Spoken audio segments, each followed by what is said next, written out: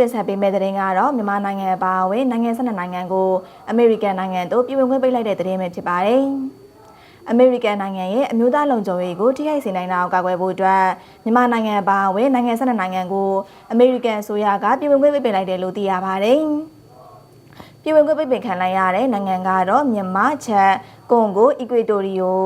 အီသီယိုပီးယား၊ဟေတီ၊အီရန်၊လီဗျာ၊ဆိုမာလီယာ၊ဆူဒန်နဲ့ယီမင်နိုင်ငံတို့ဖြစ်ပါတယ်။ပိတ်ခံလိုက်ရတဲ့နိုင်ငံတွေကနိုင်ငံသားတွေကိုအမေရိကန်နိုင်ငံကိုပြည်ဝင်ခွင့်မပေးတော့ဘဲနဲ့ပိတ်လိုက်တာဖြစ်ပါတယ်။ပိတ်လိုက်တဲ့နိုင်ငံတွေဟာပြည်တွင်းမှာပြည်တွင်းစစ်ဖြစ်ပွားနေတာဒါမှမဟုတ်နိုင်ငံမတည်မငြိမ်မှုတွေဖြစ်ပွားနေရဖြစ်ပြီးအမေရိကန်နိုင်ငံသားတွေရဲ့လုံခြုံရေးကိုထိခိုက်နိုင်တယ်လို့သတ်မှတ်ပြီးပြည်ဝင်ခွင့်ပိတ်လိုက်တာဖြစ်ပါတယ်။အမေရိကန်အစိုးရရဲ့ပြောရေးဆိုခွင့်ရှိသူ